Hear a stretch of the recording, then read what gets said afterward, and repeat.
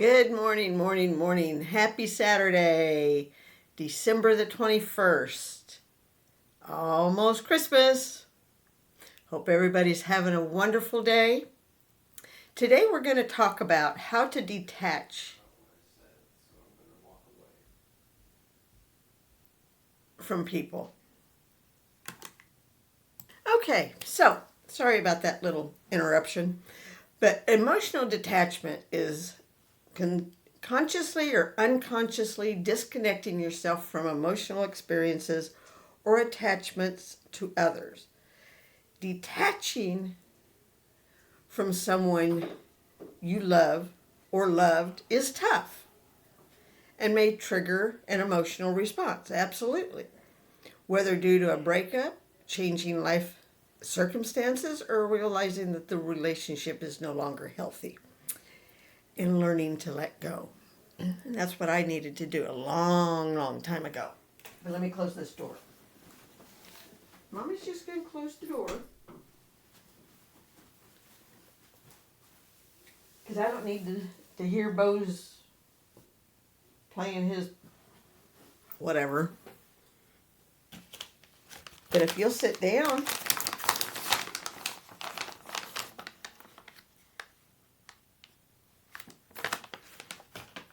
Okay. So let me get back here. Learning to let go is a journey with challenges and complicated emotions. Absolutely.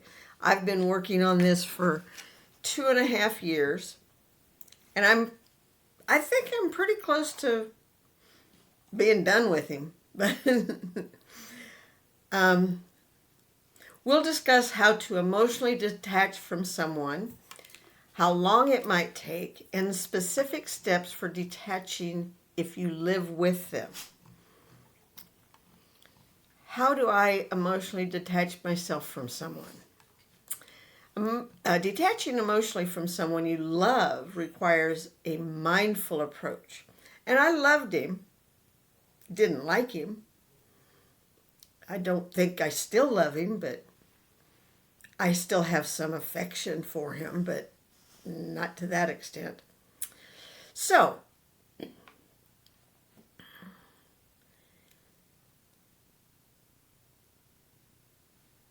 detaching emotionally from someone you love requires a mindful approach and commitment to your own well-being. Begin by acknowledging your emotions without judgment. Like I said, I still feel like I have some affection for him, but I don't judge myself for it because it is what it is. We were married for almost 40 years, and you're going to have some attachment, affection, some feelings. I dislike him very, very much. So this might involve limiting contact, which we have, avoiding triggers, or even unfollowing them on social media, which has happened. So that's good. We've been through all that. We've done that. He's 400 miles from me. We don't talk, we don't chat, we don't email, we don't anything. So that's good. Because next month he goes to trial. The DA has offered him a misdemeanor for attempted murder and 2 years probation. And in that 2 years, he cannot contact me in any way, shape, form, or fashion. He can't contact any of my family members either. So that's fine. So once you've done this, redirect your focus away from that person and onto activities and relationships that nourish your soul and bring you happiness. Absolutely. And that's what I've been doing. Because I'm with I have all my family back. I email them, I talk with them. I live with my youngest son, but my older two do not live near me. So we communicate by email or phone calls. and I'm cultivating friends. Um,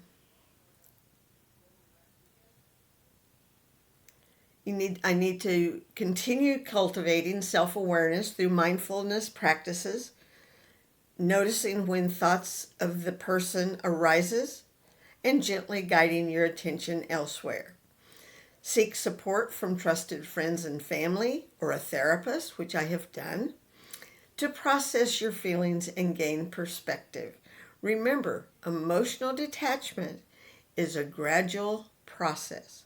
So be patient and compassionate with yourself as you navigate through this. What are a few ways to do this? Figuring out how to detach from someone can be easier said than done. Absolutely. Here's some concrete strategies to emotional detach yourself from someone. Limit communication. Reduce the frequency and depth of your interactions with the person. Limiting communication might involve setting boundaries around when and how often you communicate, or take a temporary break from contact altogether. That's what I've done. Focus on yourself. Shift your attention inward. Prioritize your own needs and well-being. Engage in activities that bring you joy. Pursue personal goals and invest in self-care practices. Absolutely. Those self-care practices are so very, very important to all of us. Create distance. Well, we have a distance. Like I said, we have at least a 400-mile distance between us, and that's easy.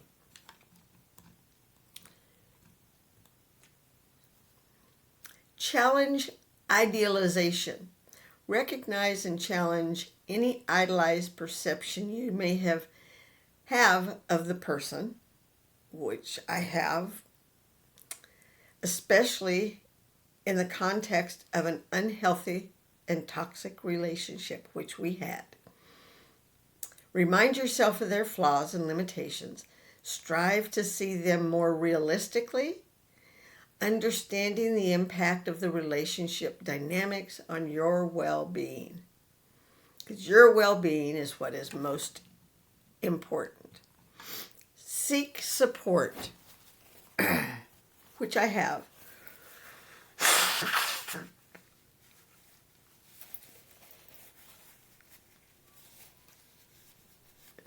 I lean on my family and friends and my mental health professionals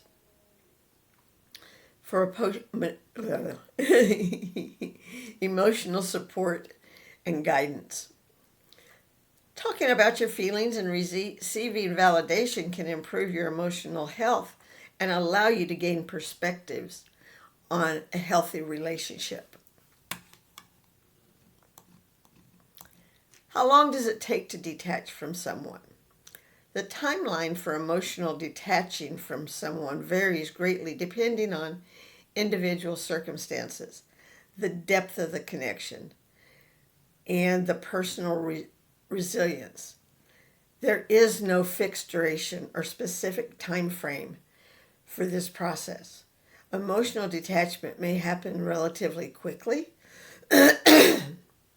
especially if the relationship is short-lived or there are strong motivations for moving on, such as an unhealthy relationship. Attempted murder would be an unhealthy relationship. However, emotionally detaching can take much longer for others, particularly in cases of deep emotional investment and prolonged relationships. That would be me.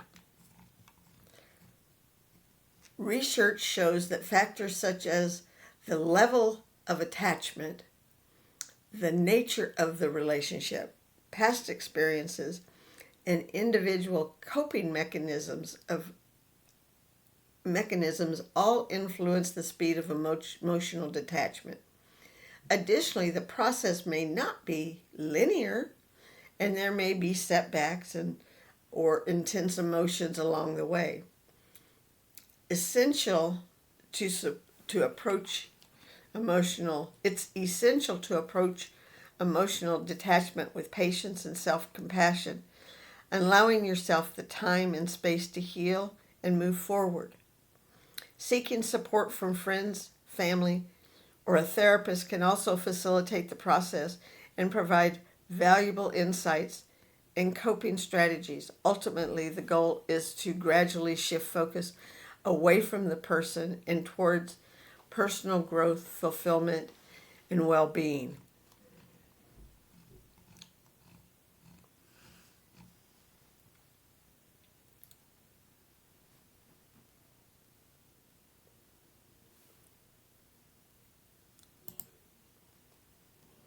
Here are 5 tips on how to detach. Have you ever felt unworthy of someone in your life or immediately anxious when you're not around them? On the other hand, maybe you avoid connecting with people to minimize your reliance on them or view emotional vulnerability as a weakness. Everyone feels connected to others in different ways, also known as their attachment style. And how to identify your attachment style. Gaining self-awareness is the best tool to work through unhealthy attachments.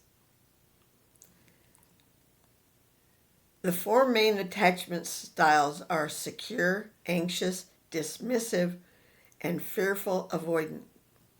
Many people exhibit a mix of different attachment style traits, but your emotions and behaviors usually indicate the one that suits you most.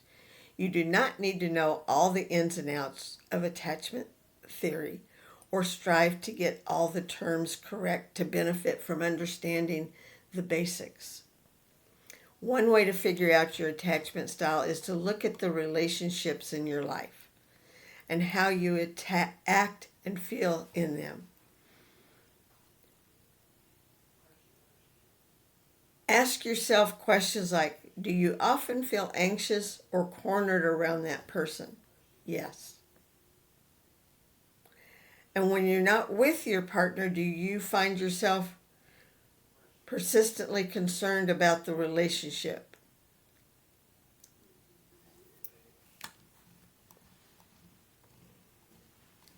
Secure attachment. No one feels secure in themselves, in their relationships, in every moment of every day. However, people who fall into this attachment style tend to be comfortable with being vulnerable, expressing their feelings, and supporting loved ones as needed. If you have a secure attachment style, you understand what you need, including boundaries, and feel secure in yourself in a relationship. Anxious attachment. Then there are the insecure attachment styles, also referred to as anxious, preoccupied, ambivalent, or anxious attachment style is all about the concern about a loved one will ignore or leave you at any time. With an anxious attachment, you likely have a negative self-view, but put others on a pedestal. Exhibiting an anxious attachment style might also lead you to regularly seek attention from people you care about while feeling anxious at even the thought of being apart from your partner. Yep, that's me.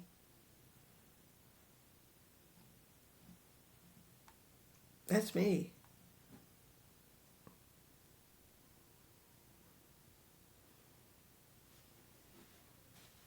Anxious attachment, yep. Dismissive is, in contrast to people with anxious attachment, you have a dismissive attachment, then you minimize your vulnerability around or reliance on other people. You will likely keep quiet instead of going to a partner or friend to discuss problems with your relationship. I have a bit of that too.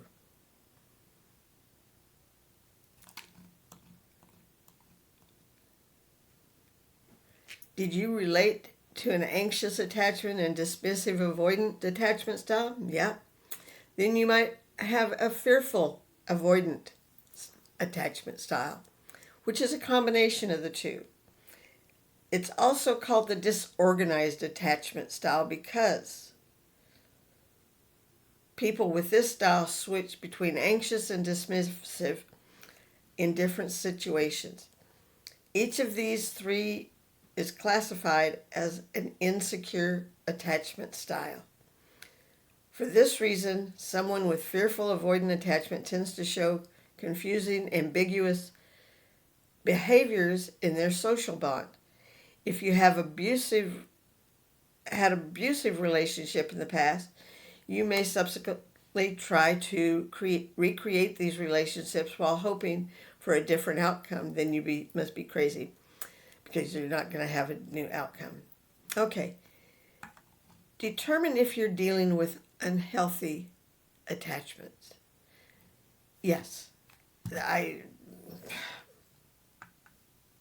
had unhealthy attachments. Why do I keep getting bruises? So, attachment styles exist on a spectrum, meaning people of all attachment styles can have healthy adaptive relationship patterns. On the flip side, people of all attachment styles can also have unhealthy attachments. That's right, even those with a secure attachment style can experience unhealthy dynamics in a certain relationship. According to mental health professionals we've spoken with, here are signs of unhealthy attachments. Overly pushy, constantly oversharing, lacking boundaries, completely immersing yourself in the other person's life, avoiding social interactions, excessively worrying about how others perceive you, struggling to ask for help, distancing yourself from a partner. Yep, that's me. If this sounds like you may be dealing with unhealthy attachments. Self-awareness and kindness are important in this step. Don't think of yourself as having attachment problems, but simply needing to develop healthier attachment patterns. What matters is becoming aware of unhealthy attachments and creating healthier sense of self and relationships in your life. Journal. Journaling is wonderful. I love it. You can talk about your thoughts. You can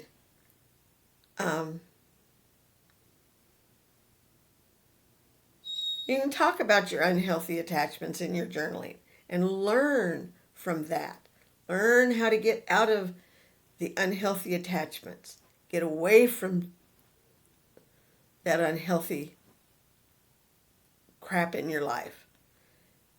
So you need to consider different situations that arise in a relationship, conflict, changing plans, being asked for help. Consider your automatic thoughts.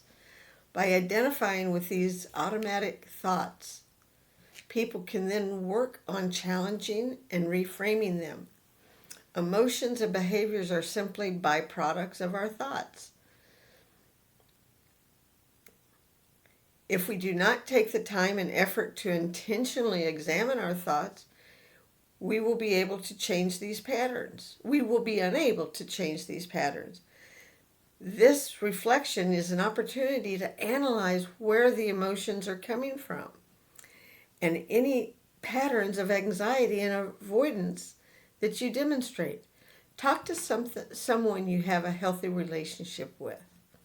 And which I do that a lot. I talk with my son because our relationship is getting very, very healthy. And that is good. I talk to my children.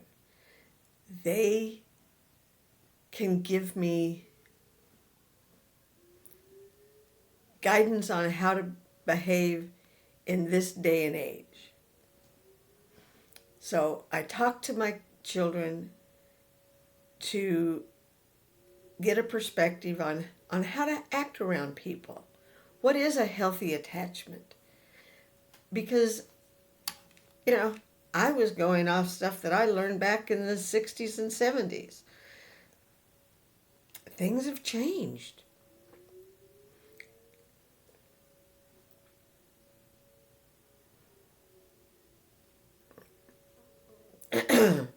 Speaking with people in your life with whom you have a healthy relationship, be it a friend, a family member, regardless of your attachment style, it's important to remember that in this close relationship you have a healthy attachment, and that can help you.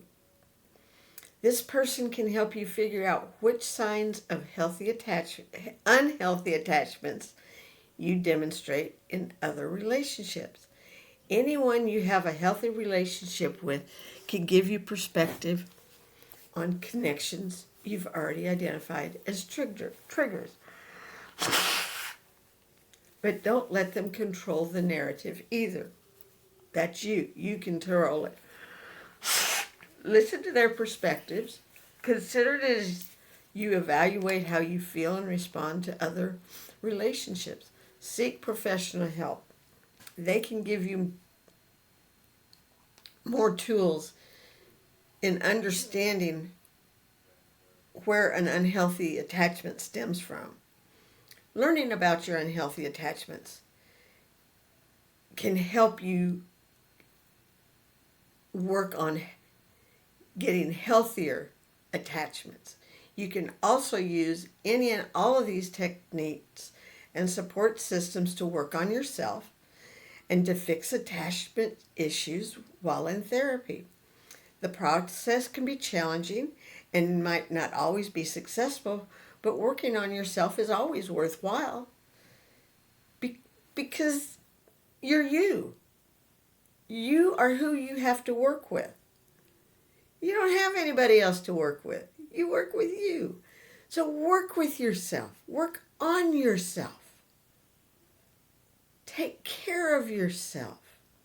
Improve yourself.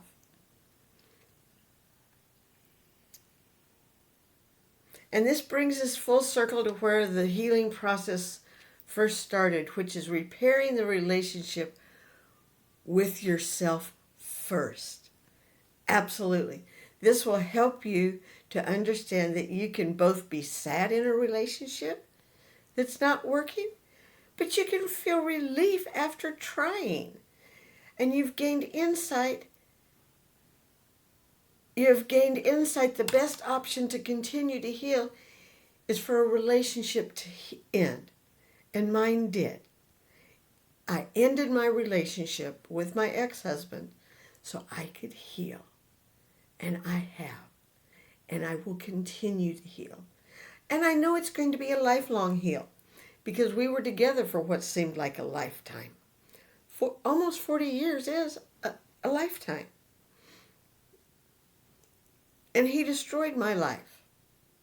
And I'm going to destroy his. Next month, I get to give a victim statement. And I'm going to tell the judge just how the things he did to me, impacted my life, impacted my self-esteem and my self-worth.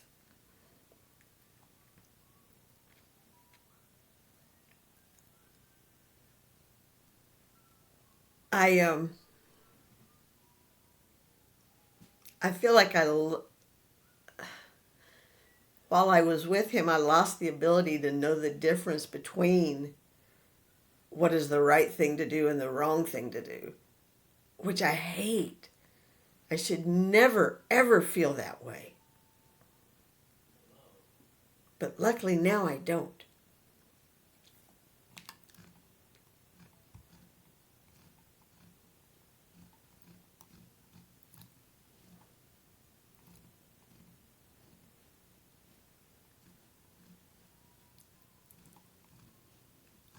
So therapy is worth it.